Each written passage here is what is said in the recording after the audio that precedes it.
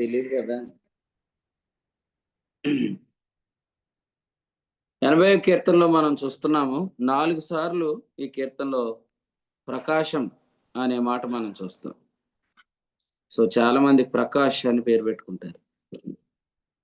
అయితే 2 రకాల ప్రకాషులు ఉంటారన్నమాట.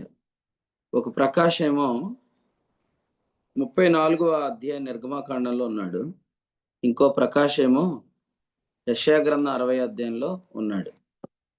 చూడండి, చదువుదాం రండి. నిర్గమకాండంలో 34వ అధ్యాయంలో, నిర్గమకాండం 34వ అధ్యాయంలో 30వ వచనం చదువు. నిర్గమ 34:30. అహరోనును ఇశ్రాయేలీలందరూ మోషేను చూచినప్పుడు అతని ముఖ చర్మము ప్రకాశించను గనుక వారు అతని సమీపింప వెరచిరి. 35. మోషే ముఖ చర్మము ప్రకాశింపగా ఇశ్రాయేలీలు మోషే ముఖమును చూచిరి. మోషే ఆయనతో మాట్లాడుటకు లోపలికి వెళ్ళుటకు తన ముఖము మీద ముసుగు వేసుకొనెను. ఇంకోసారి కానీ బైబిల్ సరిగ్గా చదవలేదనుకో, ఆడకొచ్చి కొట్టేస్తాను. మోషే ముఖ చర్మము ప్రకాశింపగా ఇశ్రాయేలీలు మోషే ముఖమును చూచిరి. మోషే ఆయనతో మాట్లాడుటకు లోపలికి వెళ్ళు వరకు మాట్లాడుటకైనా ఉందా నీ దగ్గర? లోపలికి వెళ్ళుటకు అని ఉందా? వెళ్ళు వెళ్ళు వరకు వరకు అని ఉందా? వెళ్ళు వరకు ఆ, వెళ్ళు వెళ్ళుటకు వరకు అని చదివా ఇందాక నువ్వు. జాగ్రత్త చదవాలా. 35వ వచనంలో ఏముంది? ముసుగు వేసుకున్నాడు అని ఉంది. అది గమనించాలి ఇక్కడ. అంటే ఇది తగ్గిపోతున్న ప్రకాష్ అన్నమాట. తగ్గిపోతున్న ప్రకాష్ ఏం చేశాడు? ముఖం మీద ముసుగు వేసుకున్నాడు. అయితే యెషయా గ్రంథం 60వ అధ్యాయంలో ఇంకొక ప్రకాష్ ఉన్నాడు. చూడండి, యెషయా గ్రంథం 60వ అధ్యాయం 1వ వచనం చూడండి. యెషయా గ్రంథం 60వ అధ్యాయం 1వ వచనం. నీకు వెలుగు వచ్చి ఉన్నది, లెమ్ము తేజరిల్లుము, యెహోవా మహిమ నీ మీద ఉదయించెను. రైట్. ఇప్పుడు ఇక్కడ ఒక పదం చూడండి, 3వ వచనం. జనములు నీ వెలుగునకు వచ్చేదరు. అక్కడ మనం చదివిన దగ్గర ప్రజలు అతని సమీపింప వెరచిరి.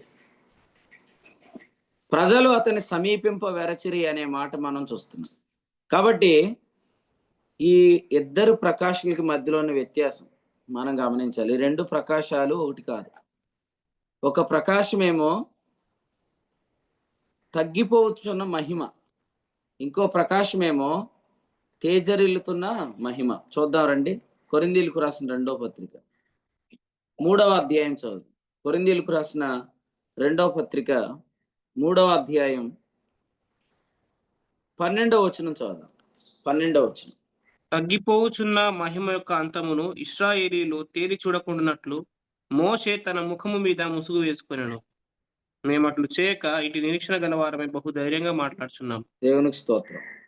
చూడండి, తగ్గిపోవచ్చున్న మహిమకు అంతం ఉంది. కాబట్టి ప్రకాష్ చనిపోయాడు.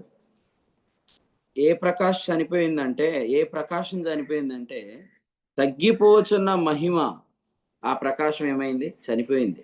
అంటే దానికి అంతం కలిగింది. మోషే ముఖం మీద ఉన్న మహిమకు అంతం ఉంది, కానీ పౌలు యొక్క మహిమకు అంతం లేదు. కాబట్టి ఇక్కడ మనము ఈ 2 ప్రకాశాలను మనము గ్రహించాలన్నమాట. ఈ 2 ప్రకాశాలు మీకు అర్థమైనయా? ఒక ప్రకాశమేమో మోషే ముఖం మీద ఉంది, ఇంకో ప్రకాశమేమో పౌలు ముఖం మీద ఉంది, లేదా మన ముఖాల మీద పౌలు పరిచర్యలో ఉంది. మోషే పరిచర్యకి లేదా మోషే ముఖం మీద ఉన్న వెలుగుకి పేరేంటంటే 7వ వచనం, మరణ కారణమగు పరిచర్య. మరణాన్ని కలిగించే పరిచర్య. మరణాన్ని కలిగించే పరిచర్య మరి అంతం అవ్వాలి కదా. మరణాన్ని కలిగించే పరిచర్య 9వ వచనంలో ఏమన్నాడంటే శిక్షావిధికి కారణమైన పరిచర్య. అంటే ఏంటంటే విశ్వాసుల మనస్సాక్షికి కానీ ఆరాధించే వారి మనస్సాక్షికి కానీ పాప జ్ఞప్తిని కలిగించే పరిచర్య. ఈ పరిచర్య అంతమైపోతుంది. ఈ పరిచర్య ఆగిపోతుంది. ఈ పరిచర్యకు శుభం కార్డు పడింది. ఎందుకంటే వాక్యం చెప్పింది ఏమనంటే దీనికి అంతం ఉన్నది అని చెప్పింది. ఆ విషయం ఎవరికి తెలుసు?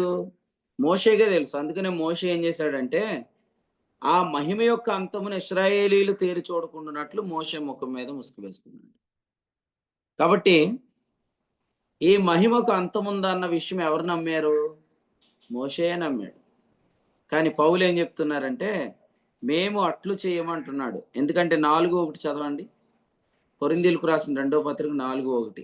కాబట్టి ఈ పరిచర్య పొందినందున కరుణింపబడిన వారమై అధైర్యపడము. ఎంతమందికి ధైర్యంగా ఉంది ఈ పరిచర్య పొందినని? పార్వతీపురంలో ఉంది, గుంటూరులో ఉంది, గుడివాడలో ఉంది, కరీంనగర్‌లో ఉంది, రాజమండ్రిలో ఉంది, సంగారెడ్డిలో ఉంది, హైదరాబాద్‌లో ఉంది. దేవుని స్తోత్రం కొవ్వూరులో ఉంది. ఆదిలాబాద్‌లో ఉంది. ఎక్కడ అనకాపల్లిలో ఉంది. యానంలో కుయ్యేరులో ఉంది. కాకినాడలో ఉంది. ఆ! ఉండ్రాజవరంలో ఉంది. దేవునికి స్తోత్రం. శ్రీకాకుళంలో లేదు. ఎందుకంటే ఆయన చెయ్యి ఎత్తలేదు మరి. సార్ పాలింగ్‌లో ఉన్నా సార్. ఎత్తాడు. ఎత్తావా? దేవునికి స్తోత్రం అయితే. శ్రీకాకుళంలో కూడా ఉంది. మార్టూర్‌లో కూడా ఉంది. మా ఆవిడకి చెప్తానైతే. స్తోత్రం. సార్ మంచి పాలింగ్‌లో కూడా ఉన్నా సార్. పాలింగ్. అన్నా? పాలింగ్‌లో కూడా ఉన్నా సార్ పాలింగ్. ఆలింగి కాదుగా మీది నల్లజర్ల. అదే అక్కడే తేడా అవుతుంది. మీరు ఆదివారం కనపడకపోతే ఇంక మేము మీతో మాట్లాడము. సరే. కొరింథీయులకు రాసిన 2వ పత్రిక 4వ అధ్యాయంలో మొదటి వచనంలో మనం ఏం గమనిస్తున్నాం అంటే ఈ పరిచర్య పొందాము, కరుణించబడ్డాం. ఈ పరిచర్య ఏందంటే 5వ వచనంలో మనం చూస్తున్నాము. అంధకారములో నుండి వెలుగు ప్రకాశించును గాక. అంధకారములో నుండి వెలుగు. అంధకారం ఏంటంటే అక్షరానికి సంబంధించిన పరిచర్య అంధకారం. మనం చీకటంటే పాపం అంటాం, చీకటంటే లోకం అంటాం, చీకటంటే సాతాను అంటాం. కాదు, చీకటంటే మోషే ముఖం మీద ఉన్న వెలుగు పేరే చీకటి. మేము చూచుచున్నామని చెప్పుచున్న మీరే ఏమన్నాడు ప్రభు? మేము చూస్తున్నామని చెప్తున్న మీరే. వాక్యాలు చెప్తలేదండి ఎవరు. 9వ అధ్యాయం యోహాను సువార్త 41వ వచనం.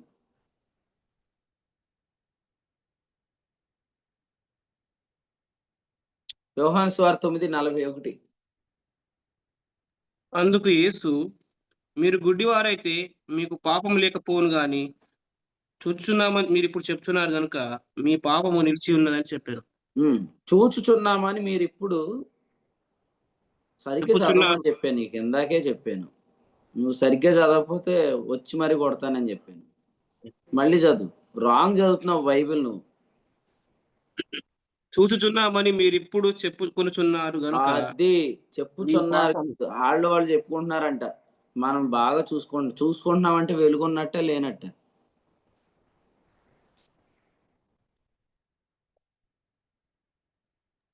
ఉన్నట్టండి.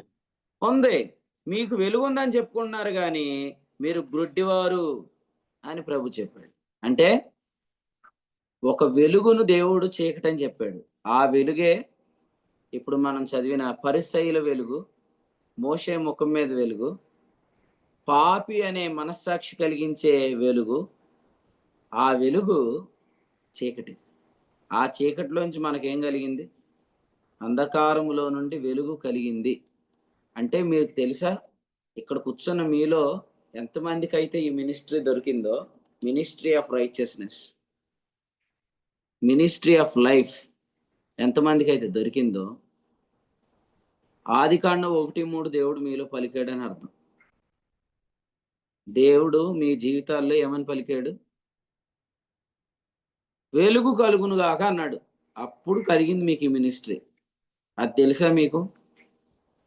ఈసారి సాక్ష్యం అలా చెప్పండి. ఒకసారి సాక్ష్యం అలా చెప్పండి. నాలో వెలుగు కలిగిందండి, ఆయన వెలుగు కమ్మని పలికాడండి, నాకు మోషే ముఖం మీద ఉన్న వెలుగు అనే చీకటి పోయి మరి నాకు ఇప్పుడు లెమ్ము తేజరిల్లుము అనే వెలుగు నా జీవితంలో కలిగింది. ఎంతమంది రాత్రి హైదరాబాద్లో సెకండ్ మెసేజ్ అన్నారు? చెయ్యెత్తి చూపించండి. ఆనంద్ అన్న, అనోక్ అన్న, ఇంకెంతమంది విన్నారు చూస్తాను. మనీష వినింది, నాగిని వినింది, సిస్టర్ గారు విన్నారు, శిరీష గారు, ప్రసాద్ గారు అంబేద్కర్ గారిలాగా ఎత్తారండి చెయ్యి, డాక్టర్ బిఆర్ అంబేద్కర్ గారిలాగా. మా శ్రీకాకుళం తమ్ముడైతే సదా సుజనా భవంత్ అన్నట్టు, సుఖినో భవం, దీర్ఘాయుష్మాన్ భవ, అది స్తోత్రం. ఇంకా ఎంతమంది విన్నారు కదా. ఇప్పుడు అలాగైతే ఆయన మన యందు నివసిస్తూ ఏం చేస్తాడంటే మాట్లాడతాడు అని మనం విన్నాం రాత్రి.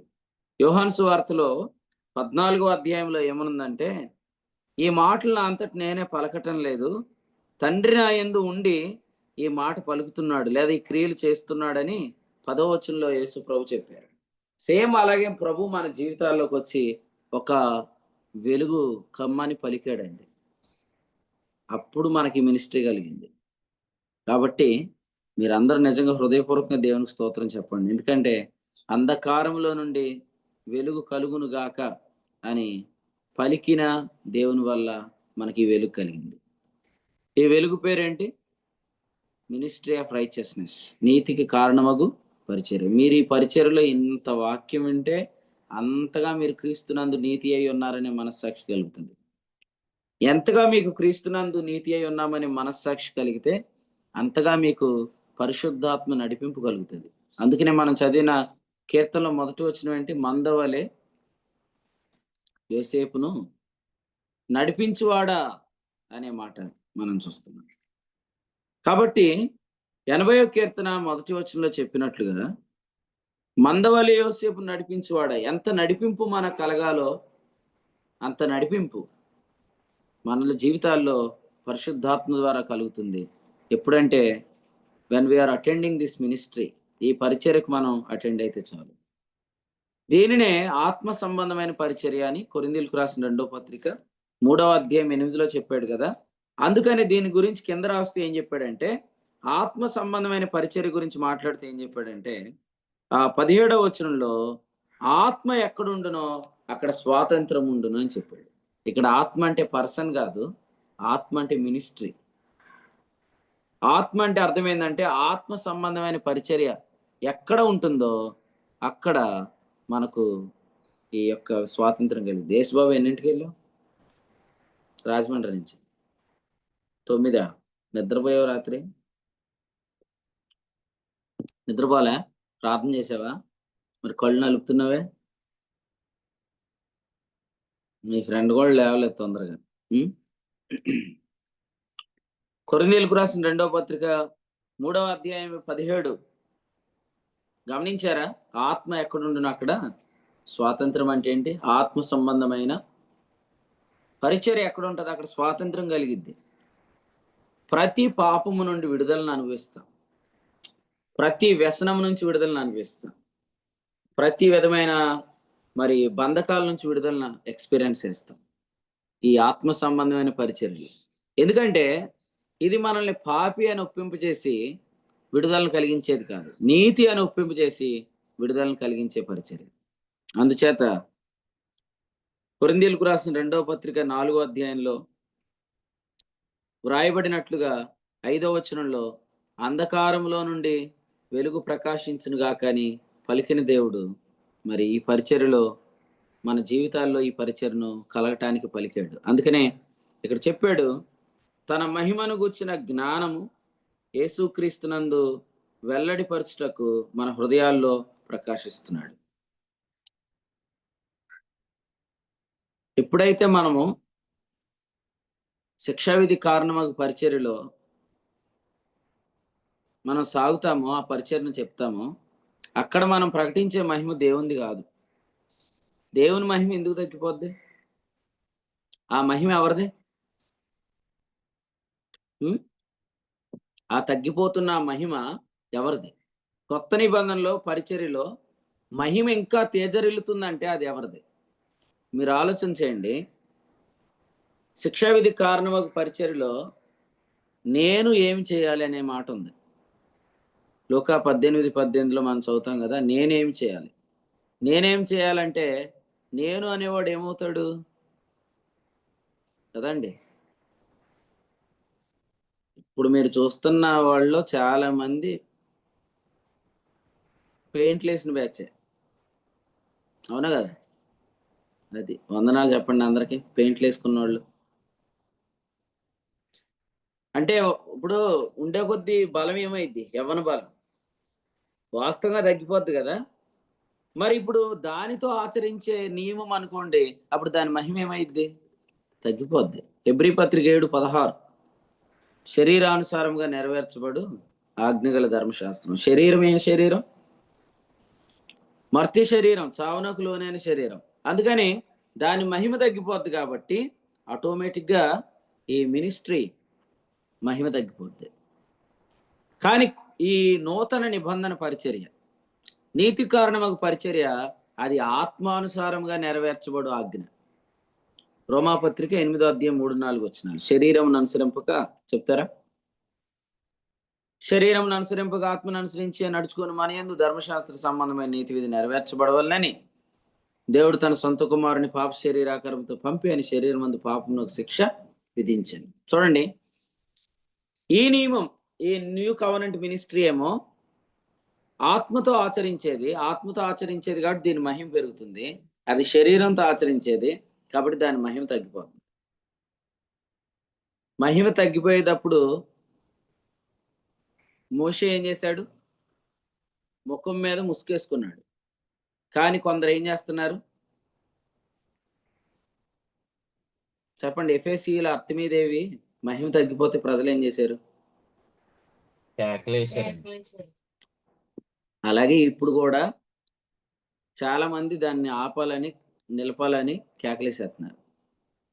దాని మహిమేమో తగ్గిపోతుంది, కానీ దాన్ని ఏదోలా నిలబెట్టాలని కేకలేస్తున్నారు.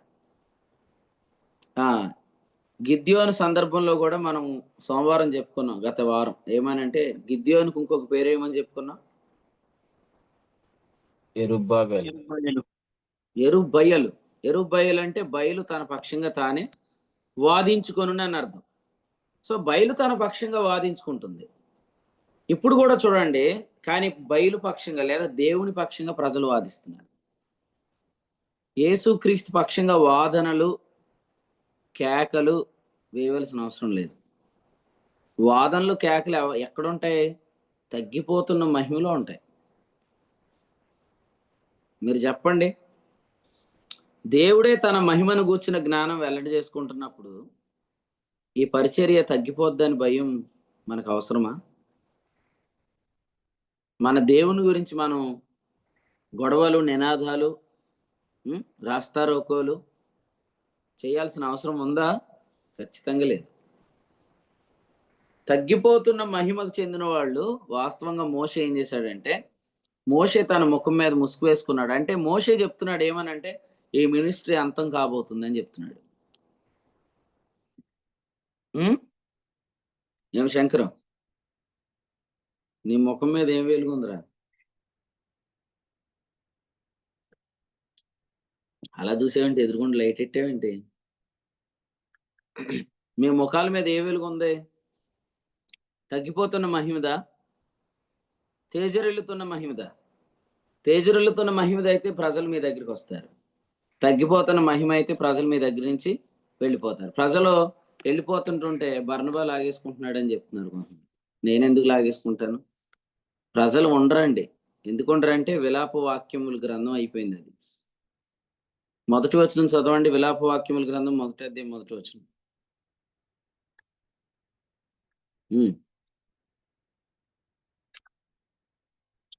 విలాపము 1:1.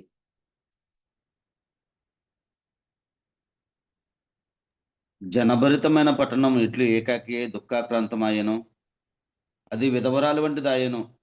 అన్యజనులలో ఘనతకెక్కినది, సంస్థానములో రాజకుమార్తె అయినది. ఎట్లు నన్ను చెల్లించినదైపోయాను. ఎట్లు పన్ను సార్, ఎట్లు పన్ను చెల్లించదైపోయాను. ట్యాక్సులు కడుతుందని. నెక్స్ట్ చదవండి సార్. రాత్రి యందు అది బహుగా ఏడ్చుచున్నది, కన్నీరు దాని చెంపల మీద కారుచున్నది. దాని విటకాండ్రందరిలో దాన్ని నోదార్చునొకడునూ లేడు. దాని చిలికాండ్రందరూ దాన్ని మోసపుచ్చిరి, వారు దానికి శత్రువులైరి. చూడండి, ఇక్కడ మనం చూస్తున్నాం ఏడుపు వాక్యం అన్నమాట. ఇది ఏడుపు ఏంటంటే జనభరితమైన పట్టణం ఇప్పుడు ఏమైతుంది, ఖాళీ అయిపోతుంది. ప్రజలు వెళ్ళిపోతున్నారు చాలా చోట్ల నుంచి. ఎక్కడికి వెళ్ళిపోతున్నారు? నిజమైన వెలుగు ఉండేను, అది లోకములోనికి వచ్చుచు మనుషులను వెలిగించుచున్నదని ఉంది చూసారా, అక్కడికి వెళ్ళిపోతున్నారు. కాబట్టి ఇది సత్యమైన వెలుగు, సత్య ప్రకాశం అన్నమాట. ఇది సత్యమైన వెలుగు. సత్యమైన వెలుగు దగ్గర ప్రజలు వెళ్ళిపోతున్నారు. ఇప్పుడు కేకలేస్తే ప్రజలు ఆగుతారా? చెప్పండి. గొడవలు పెడితే ప్రజలు ఆగుతారా? ప్రజలు ఆగరు. ఎందుకంటే స్వాతంత్రం ఎక్కడికుందో అక్కడికి ప్రజలు వెళ్ళిపోతారు. కాబట్టి విలాప వాక్యముల గ్రంథంలో 2వ వచనంలో, రాత్రి అయింది, అది బహుగా ఏడ్చుచున్నది, కన్నీరు దాని చెంపల మీద కార్చున్నది. ఈ గతి ప్రతి మినిస్ట్రీకి యేసు ప్రభు నామములో కలుగును గాక. మినిస్ట్రీ ఆఫ్ కండెమ్నేషన్ ఎలాగో ఏడ్చును గాక. మినిస్ట్రీ ఆఫ్ కండెమ్నేషన్ ఏం చేసిద్దంటే ఏడుస్తుందంట. ఎందుకంటే మినిస్ట్రీ ఆఫ్ రైచియస్నెస్ దగ్గరికి ప్రజలు వెళ్ళిపోతారంట. 4వ వచనం చదవండి అన్న. విలాపము 1:4. నియామక కూటములకు ఎవరునూ రారు గనుక సియోను మార్గములు ప్రలాపించుచున్నవి, పట్టణపు గుమ్మములన్నయూ పాడైపోయెను, యాజకులు నిట్టూర్పు విడుచుచున్నారు, దాని కన్యకులు దుఃఖాక్రాంతులైరి, అదియు వ్యాకుల భరితములాయెను. చూడండి, ఇక్కడ అదియు వ్యాకుల భరితురాలాయను. చూడండి 4వ వచనంలో నియామక కూడికలకి ఎవరు రావట్లేదంట. ఇశ్రాయేలీలకి 7 పండుగలు ఉన్నాయి, లేవికాండ 23వ అధ్యాయం. వాటికి ఎవరు అటెండ్ అవ్వట్లేదు. ఎందుకు? ఆసక్తి తగ్గిపోయింది. ఆసక్తి తగ్గిపోయినప్పుడు ప్రజలు నిందిస్తున్నారు, కానీ ఆసక్తి ఎందుకు తగ్గిపోయిందంటే అక్కడ మహిమ తగ్గిపోయింది. మహిమ అక్కడ ఎందుకు తగ్గిపోయింది? అది తగ్గిపోద్దని మోషే చెప్పాడు. తగ్గిపోచున్న మహిమ యొక్క అంతమును మోషే చూపించాడు, ముసుగు వేసుకొని చూపించాడు. మరి అలాగైతే మహిమ తగ్గిపోతుంది, నియామక కొడుకులకి ఎవరినో రారు. సియోను మార్గములు ప్రలాపిస్తున్నాయి అనే మాట మనం చూస్తున్నాం. సియోను మార్గాలు అంటే అర్థం ఏంటి?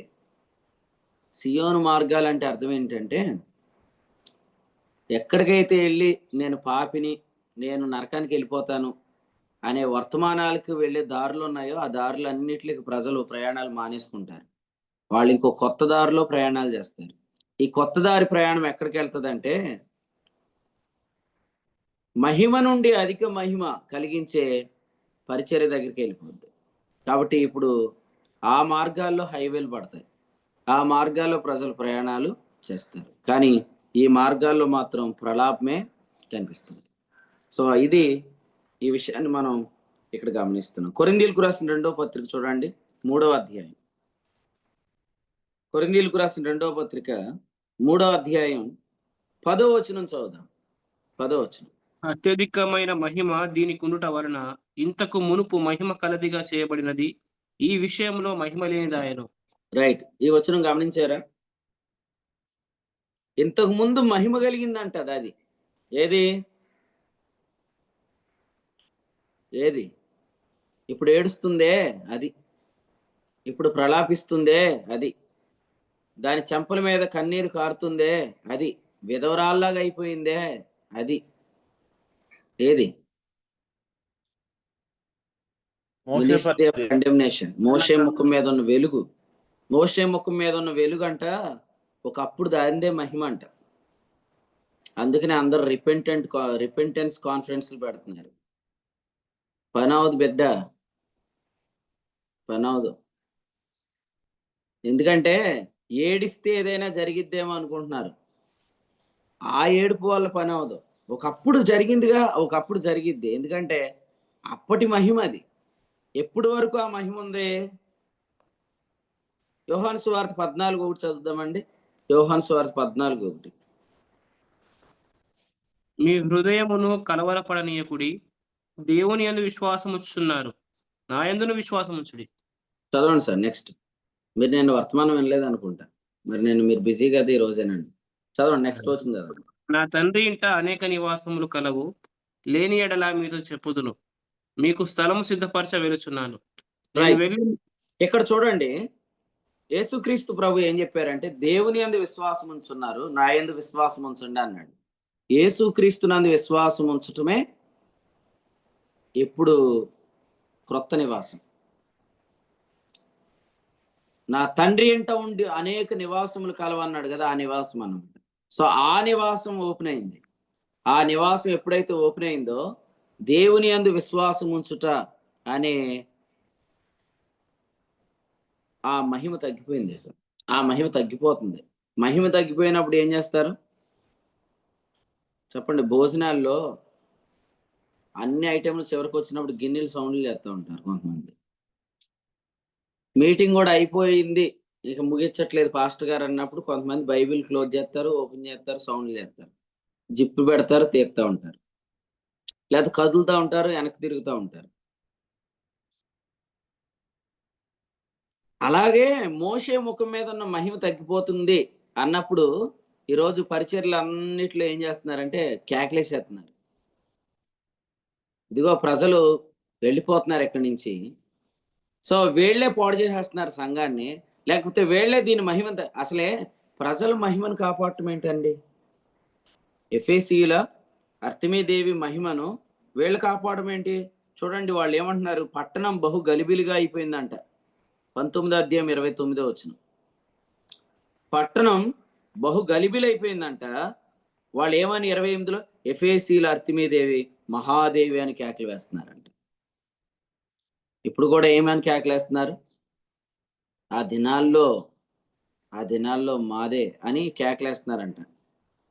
అయితే మీరు ఇక్కడ గమనించినట్లయితే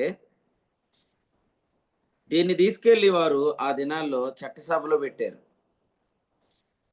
ఈరోజు కూడా చూడండి, కొన్ని డినామినేషన్లో గొడవలు జరుగుతుంటుంటే వాటిని కోర్టులు పరిష్కరించడానికి కేసులు వేస్తున్నారు.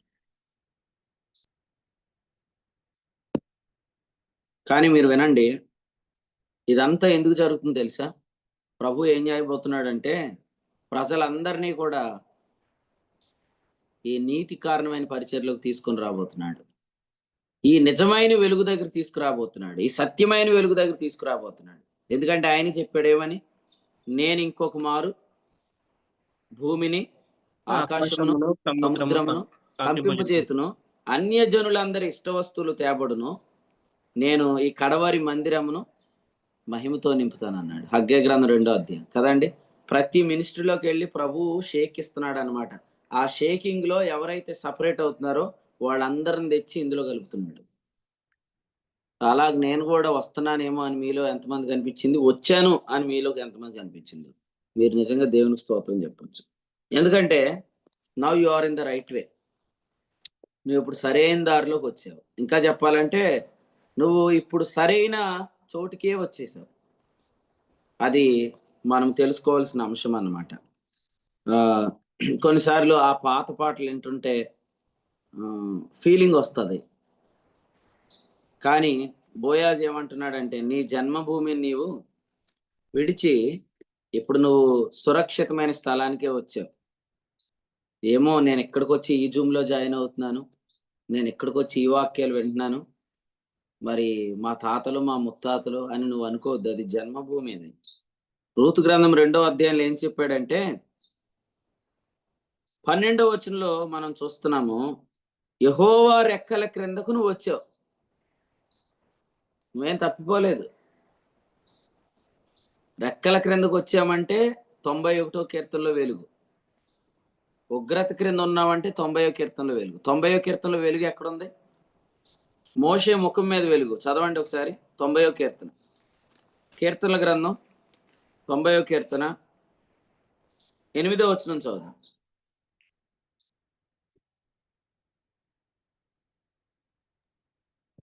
మా 90వ కీర్తన 8వ వచనం. మా దోషములను నీవు నీ ఎదుట ఉంచుకుని ఉన్నావు. నీ ముఖకాంతిలో మా రహస్య పాపములు కనబడుచున్నవి. చెప్పండి, ఇప్పుడు పరలోకంలో దేవుని ఎదుట ఏమున్నాయి?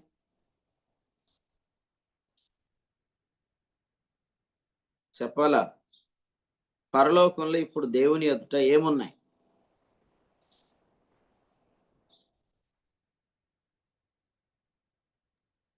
మా రహస్య పాపం. ఉన్నాయా? యేసుక్రీస్తు యేసుప్రభు పేరు రహస్య పాపాలా? మరి నీతిగా కనపడుతున్నాడు. మరి అదే జాగ్రత్తగా వినాలి. ఇప్పుడు దేవుని ఎదుట మన రహస్య పాపాలు ఉన్నాయా? మన పాపాలు ఉన్నాయా? మన నీతి ఉన్నాడు. అది 91వ కీర్తన మొదటి వచనం. ఆయన తన చాటున ఆయనను కూర్చోబెట్టుకున్నాడు. మహోన్నతిని చాటున సర్వశక్తు నేడను క్రీస్తు కూర్చున్నాడు. క్రీస్తు ఎవరంటే మన రహస్య పాపాల లాజరస్ అన్న. క్రీస్తు మన నీతి, క్రీస్తు మన పరిశుద్ధత. కొరింథీయులకు రాసిన మొదటి పత్రిక 1:31లో మనం చూస్తాం. 90వ కీర్తనలోనేమో 9వ వచనంలో అన్నాడు, నీ ఉగ్రతను భరించుచూనే మా దినములు అన్నాడు. కానీ 91వ కీర్తనలో అన్నాడు 4వ వచనంలో, ఆయన రెక్కల క్రింద నీకు ఆశ్రయం అన్నాడు. అటు రూత్ ఎక్కడి నుంచి ఎక్కడికి వచ్చింది? ఆయన రెక్కల క్రిందకు వచ్చింది. జన్మభూమిని విడిచిపెట్టింది కదా. ఓసారి ఈ చర్చిల మీద ఇప్పుడు ఈ పాటలు వేస్తున్నారు కదా, గంటకోసారి పాట వస్తూ ఉంటది. అందులో దేవా పాపిని నిన్నాశ్రయించాను అనగానే ఆ పాటిని అప్పట్లో ఉద్యమమే వేర్రా అనుకుంటారు. అప్పట్లో అది ఉద్యమం కాదురా బాబు. అది తగ్గిపోయింది మహిమ, దానికి అంతమైంది. అప్పట్లో అది పని అయింది. ఎందుకంటే అప్పట్లో ఈ క్రొత్త గృహం అనేది ఓపెన్ అవ్వలేదు. క్రీస్తునందు విశ్వాసం ఉంచుట అనేది ఓపెన్ అవ్వలేదు. అందుకని అప్పట్లో అదే మహిమ. కానీ దానికి అంతమైంది. ఆ గుడారము నివర్తనమొకటకు సిద్ధంగా ఉంది. అది పడిపోద్దిరా బాబు అంటే ఆ స్తంభాలను పట్టుకొని మీరు వెళ్ళిపోతే వెళ్ళిపోండి, మేము మాత్రం దీన్ని ఎలా కాపాడుతామని అంటున్నారు. మీదడిపోద్ది అది. ఎందుకంటే హెబ్రీ పత్రిక 8వ అధ్యాయంలో ఏం చెప్పాడు? అది నివర్తనమొకటకు సిద్ధంగా ఉన్నది, అదృశ్యమొకటకు సిద్ధంగా ఉన్నది. కాబట్టి ఆ దినాల్లో మేమే స్తంభాలు, మేమే కాపాడుతామని అనుకుంటే పొరపాటే. మీద పడిపోద్ది అది. వదిలేసేయండి, రండి వచ్చేయండి. వాటిని వదిలేసి మీరు క్రొత్త గృహంలోకి రండి. ఇక్కడ మీకేమి తక్కువ కాదు. విషయం ఏంటంటే రోమాపత్రిక 3:31, రోమీయులకు రాసిన పత్రిక 3:31 చదవండి. విశ్వాసము ద్వారా ధర్మశాస్త్రమును నిరర్ధకం చేయుచున్నామా? అట్లనే రాదు. ధర్మశాస్త్రం స్థిరపరుస్తున్నా. అక్కడే ఉండి ఏడుస్తున్నారు కొంతమంది. ఏమనంటే అదిగో అదిగో అదిగో ధర్మశాస్త్రాన్ని నిరర్ధకం చేసేస్తున్నారయ్యా, ధర్మశాస్త్రపు ఆజ్ఞలు నెరవేర్చకూడదని చెప్తున్నారయ్యా వీళ్ళు, పాపం చేయమని చెప్తున్నారయ్యా వీళ్ళు అని కేకలేసేస్తున్నారు వాళ్ళు. మీరు ఒకసారి ఇక్కడికి వచ్చి మాట్లాడండి. ఇక్కడేముంది? విశ్వాస గృహంలో ధర్మశాస్త్రాన్ని నిరర్ధకం చేయట్లేదు, ధర్మశాస్త్రాన్ని స్థిరపరుస్తున్నాం. ఇంతకే ధర్మశాస్త్రాన్ని నిరర్ధకం చేస్తుంది ఎవరు? చెప్పండి. ధర్మశాస్త్రాన్ని నిరర్ధకం చేస్తుంది ధర్మశాస్త్ర సంబంధులే. ఎందుకంటే ధర్మశాస్త్రాన్ని వాళ్ళు నిరర్ధకం చేయకపోతే వాళ్ళకి ధర్మశాస్త్రం వల్ల ఏం కలగాల? నీతి కలగాలండి. నీతి కలగలేదంటే వాళ్ళు 10 ఆజ్ఞలు బ్రేక్ చేస్తున్నట్టే కదా. ఒకవేళ 10 ఆజ్ఞల వల్ల నీతే కలిగితే అప్పుడు యేసుప్రభు చనిపోవాల్సిన అవసరం లేదు. వాళ్ళు ఆ గుడారం నుండి యేసుప్రభు చచ్చిపోయాడని పాటలు పాడతారు. చూడండి, రోమన్ క్యాథలిక్ చెందిన వాళ్ళు యేసుప్రభు గురించి పాటలు పాడతారా? పాడరా? పాడతారు. కానీ ఫైనల్గా ఏమంటారు? ఆరాధించాల్సింది ఎవరిని అంటారు. అలాగే వీళ్ళు కూడా యేసుప్రభు చనిపోయాడని పాడతారు. యేసుప్రభు చచ్చిపోయాడు అంటే ధర్మశాస్త్రం వాళ్ళ నీతి కలిగిందానా కలగలేదానా? గలతీ 2:21 కలగలేదని. ధర్మశాస్త్రం వాళ్ళ నీతి కలగకపోతే ధర్మశాస్త్రంలో ఆజ్ఞలు నెరవేరుస్తున్నట్టే నెరవేర్చనట్టే. ఆశీష్ గారు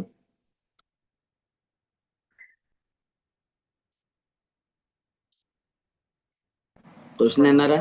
నెరవేర్చినట్టే నెరవేర్చనట్టే ధర్మశాస్త్రం వాళ్ళ నీతి కలగకపోతే? నెరవేర్చినట్టేనా? నెరవేర్చనట్టే?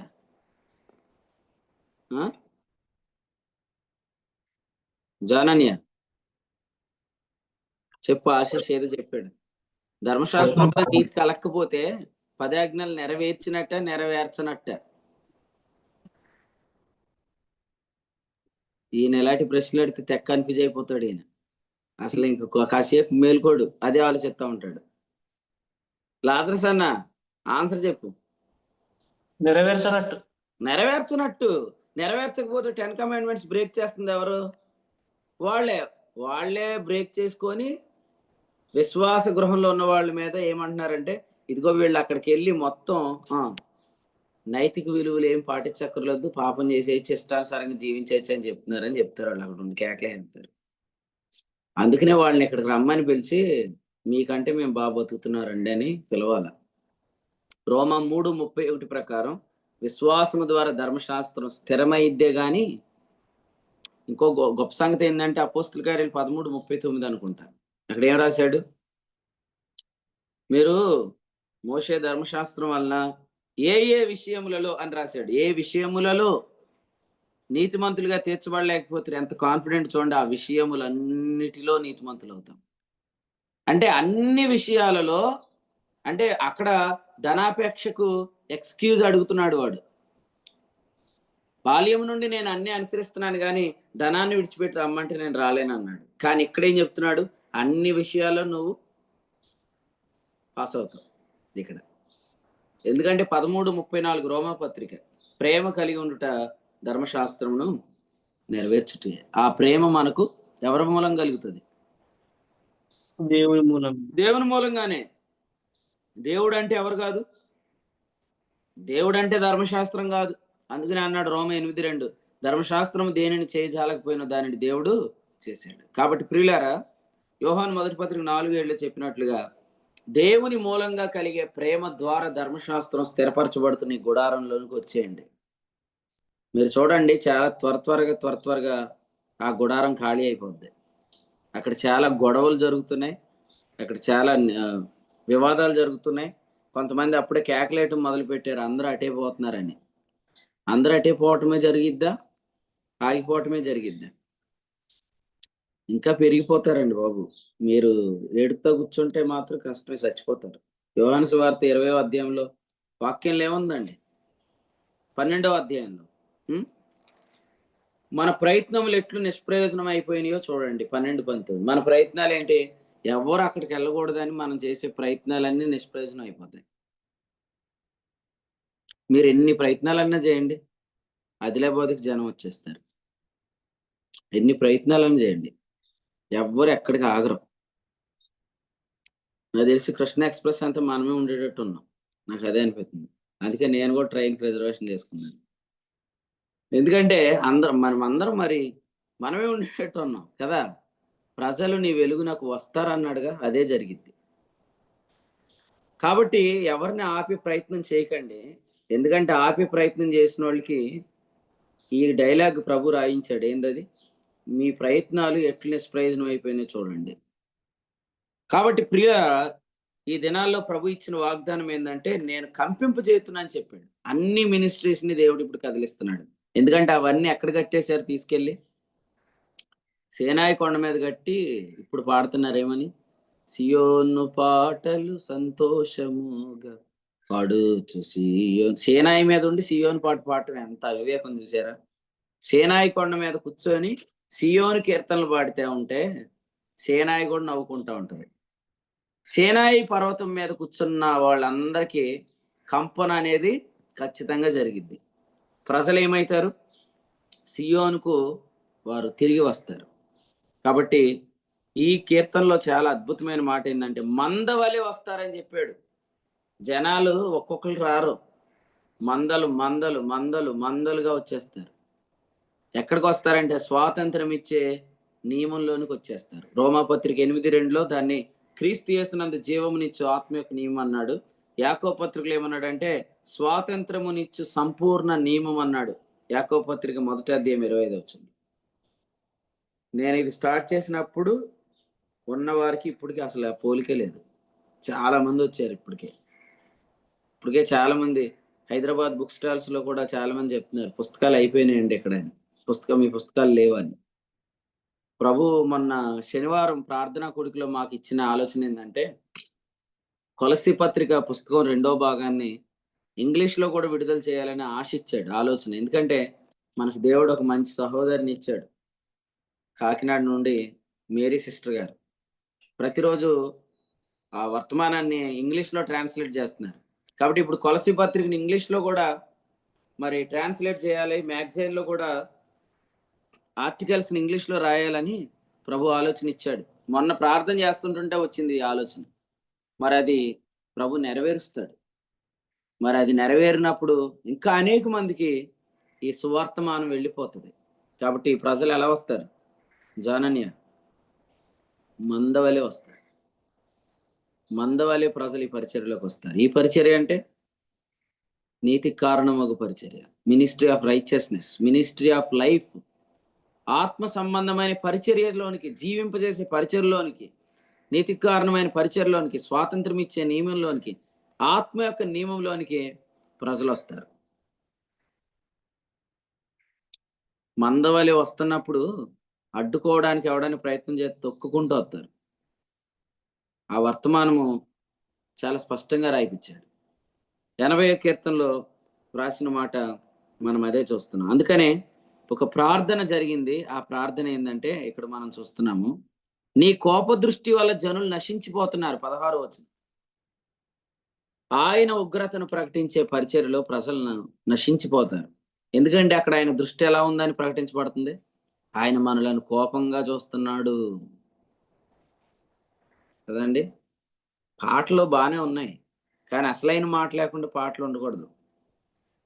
చూస్తున్నాడమ్మా చెల్లి, చూస్తున్నాడమ్మా, నీవు చేసే పనులన్నీ చూస్తున్నాడమ్మా, అడుగుతాడమ్మా లెక్క, అడుగుతాడమ్మా, నీవు చేసే పనులన్నిటికీ అడుగుతాడమ్మా అని పాడొచ్చు. కానీ అసలు యేసు ప్రభుని చూస్తున్నాడన్న సంగతి వదిలేసి రాత్రి ఎలాగ పాట? ముందు యేసుక్రీస్తుని చూస్తున్నాడు. యేసుక్రీస్తుని చూస్తున్నాడు అని బోధించినప్పుడు చెప్పాలి ఆ మాట. ఏమనంటే, నువ్వు చేసిన వాటన్నిటికీ ఒక రోజు లెక్క చెప్పాలని. అసలు దేవుడు యేసుప్రభునే చూడట్లేదు, నేరుగా ఆయన మన క్రియలనే చూస్తున్నాడు. మన క్రియలను బట్టి నీతిమంతులను ఎంచుతాడు లేదా అనీతిమంతులను ఎంచుతాడు అంటే అది పని అవదు. కోప దృష్టిలో జనులు నశించిపోతున్నారు. అందుకని ఏం కోరుకుంటున్నాడు? 17వ వచనం, నీ కుడి చేయి కావాలి మాకు. కుడి చేయి అంటే ఏంటి? కుడి చేయి అంటే ఏంటి? యెషయా గ్రంథంలో నీతి అను, చెప్పండి, ఏ హస్తం? దక్షిణాస్తం. వెరీ గుడ్, నీతి అను దక్షిణ హస్తం.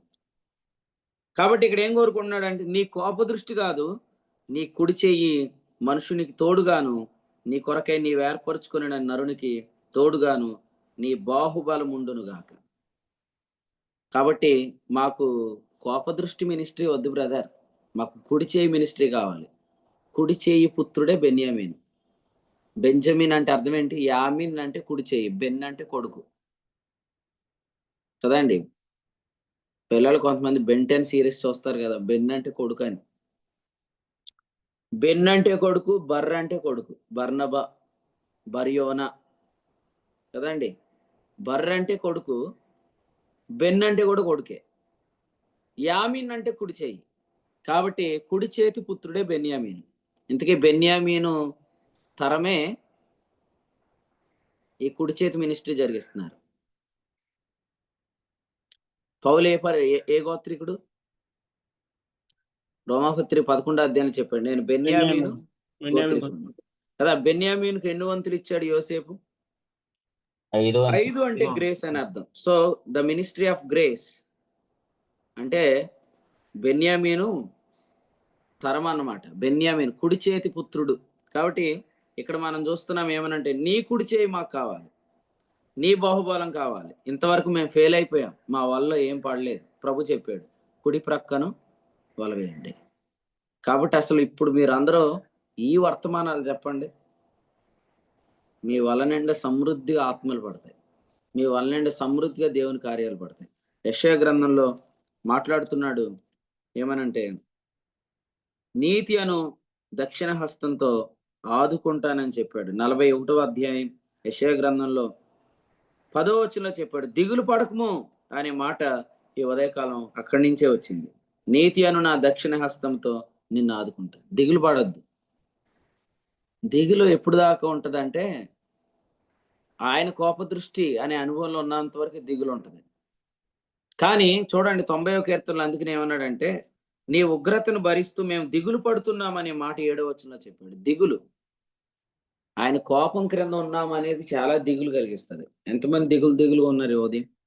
నాకైతే ఏ దిగులు లేదు, దిగులే అవసరం లేదు. కారణం ఏంటంటే, దిగులు ఎప్పుడు పడాలంటే ఆయన కోప దృష్టిలో ఉంటే దిగులు పడాలి, ఆయన ఉగ్రత క్రింద ఉంటే దిగులు పడాలి. మనం దిగులు పడాల్సిన అవసరమే లేదు, ఎందుకంటే మనకు మిగులు ఉంది, మనకు తగులు ఉంది. మనకు ప్రభు కృప చేత కావలసినంత ఆత్మలు తగులుతాయి, మాత్రమే కాదు సమృద్ధి మనకు మిగిలిద్ది. 80వ కీర్తనలో చెప్పిన అద్భుతమైన మాట, నీ కుడి చేయి కావాలి. ఇప్పుడు చెప్పండి, 14వ వచనంలో ఏముంది? ఈ ద్రాక్షవల్లిని దృష్టించుము అన్నాడు.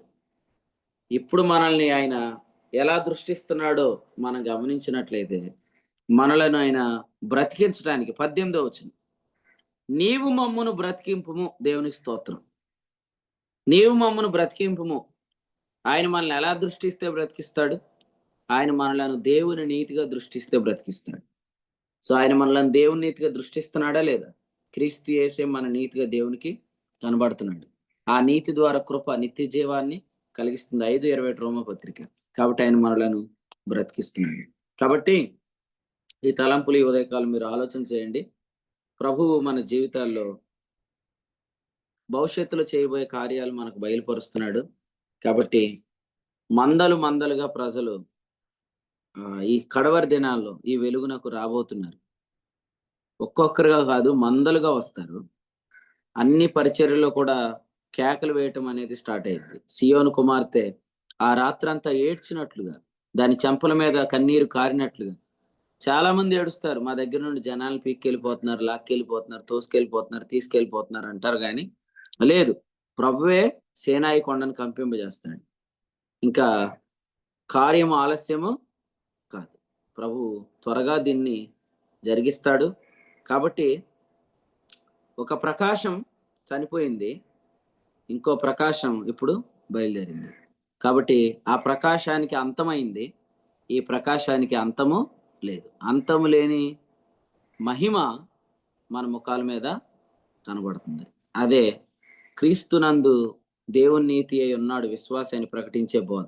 అది ఎంతమంది బోధిస్తున్నారో వారందరూ కూడా అదిగో సియోను కొండ మీద గొర్రెపిల్లతో పాటు నిలబడి ఉన్నారు. 1,44,000 మంది మనం ప్రకటన గ్రంథంలో చూస్తాం. వాళ్ళందరూ ఏం చెప్తున్నారు? ఇర్మియా గ్రంథం 23:6, యెహోవా మనకు నీతి, హీజ్ అవర్ రైచియస్నెస్ అని మినిస్ట్రీ చేస్తున్నారు. ఆ కాపురులను లెక్కించండి. ఆ కాపురులు ప్రవచన సంబంధమైన కాపురులు. ఆ కాపురులను దేవుడు ఈ దినాల్లో పుట్టిస్తున్నాడు. ఇశ్రాయేల్లో కూడా వారిని పుట్టించబోతున్నాడు. కాబట్టి ఈ విషయాలు ఆలోచన చేయండి. ఇది తప్ప ఇంకోటి జరగదు. కాబట్టి ఇంకో చోటకి వెళ్ళి నిలబడొద్దు, దెబ్బలు తినేస్తారు, మీద పడిపోతాయి అన్ని. ఎందుకంటే ఆ గుడారం ఏమవుతుంది? నివర్తనం అవుతుంది. శిథిలమైపోయే గుడారంలో ఉండొద్దు అని చెప్తుంటుంటే దాని కిందే ఉండి దీన్ని ఏదోలా నేను కాపాడుతానని ప్రయత్నం చేయొద్దు. కట్టబడే ఆ మందిరంలోనికి మీరు రండి, అందులో మీరు పరిచర్య చేయండి, ఆ వెలుగులో మీరు పనిచేయండి, ఆ వెలుగులోనికి అందరు నడిపించండి. ప్రభు వచ్చినప్పుడు మీరు ఖచ్చితంగా ఆయన రెక్కల క్రింద మీరు ఉండటానికి వచ్చారు కనుక సంపూర్ణమైన బహుమానం ప్రభు మీకు ఇస్తాడు. సంపూర్ణమైన బహుమానం కొరకు నిరీక్షిద్దాం. ప్రభు మిమ్మల్ని అందరిని అలా బలపరచును గాక. ప్రభు యొక్క ఆత్మ మిమ్మల్ని అందరినీ బలంగా ఈ కడవారి ఉజ్జీవంలో బలంగా మిమ్మల్ని నిలబెట్టి వాడుకును గాక. ఆమేన్. కీర్తన గ్రంథం 80 అధ్యాయం నుంచి ప్రభు తన దాసుని ద్వారా ప్రకాశం అనే అంశాన్ని ఈ యొక్క ఉదయకాలం ముందు ఈ యొక్క అధ్యాయంలో అనేక పర్యాయాలు రాయబడినట్టుగా జ్ఞాపకం చేస్తూ, అది వెలుగు అనగా తగ్గిపోతున్నటువంటి మహిమ ఉన్నటువంటి మరి శిక్షావిధికి కారణమైనటువంటి పరిచర్యలో మరి దేవుని కోపం కింద ఉన్నటువంటి ప్రజలు వారి దిగులతో వారు గుడారాన్ని మరి వారు ఆ వెలుగులో మరి తగ్గిపోతున్నటువంటి మహిళలో ఉన్నటువంటి వారు అనేక మంది సత్యమైన వెలుగు ఇప్పుడు ప్రకాశిస్తున్నప్పుడు నీతికి కారణమైన పరిచర్య వైపు జనాలు మరి ఆ వెలుగులోనికి స్వాతంత్రం ఇచ్చే సంపూర్ణ నియమంలోనికి దేవుని రెక్కల క్రిందకి మరి ఆయన సన్నిధి కాంతిలోకి ఏ విధంగా మరి ఈ పరిచర్య దినదినం వృద్ధి చెందుతున్నప్పుడు ఈ పరిచయం ద్వారా కలుగుతున్నటువంటి ఆదరణ కొరకు వారు ప్రజలు ఏ విధంగా మందలుగా గుంపులుగా ఏ విధంగా చేరు వస్తారో ప్రభుత్వం దాసుని ద్వారా నేర్పించిన సంగతులను బట్టి ప్రభుని స్తుతిస్తున్నాం. శ్రేష్టమైన వర్తమానం అందించిన సేవకులకు కూడికి పక్షం వందనాలు తెలియజేస్తున్నాం. అలాగే ఇప్పటి వరకు నిలిచి వాక్యమైన దేవుని సేవకులకు, దేవుని ప్రియులైన అందరికీ వందనాలు తెలియజేస్తున్నాం. సోమవారం ఈరోజు సాయంత్రం 6:30కి నిడదవోలులో బైబిల్ స్టడీ జరుగుతుంది. అలాగే 8:30కి శ్రీల అంబేద్కర్ గారి విగ్రహం యొద్ద జగన్నాథపురంలో సువార్త కూడిక జరుగుతుంది. అలాగే ప్రార్థన చేయండి. సెప్టెంబర్ 30 నుంచి అక్టోబర్ 3వ తేదీ వరకు ఆదిలాబాద్లో జరిగే కాన్ఫరెన్స్ కొరకు కూడా ప్రార్థన చేయండి. ఇంకా 50 టికెట్లు మాత్రమే అందుబాటులో ఉన్నాయి కాబట్టి అందరూ కూడా త్వరపడి రిజర్వేషన్ చేయించుకోవాలని మీ అందరికీ తెలియజేస్తూ, ఈ సమయంలో ఎవరైనా ఈ యొక్క వర్తమానం ద్వారా ప్రేరేపించబడి ప్రార్థన చేయాలని ఆసక్తి కలిగిన వారు ముగింపు ప్రార్థన చేసినట్లయితే ఈ కూడికను ముగింపు చేసుకుందాం.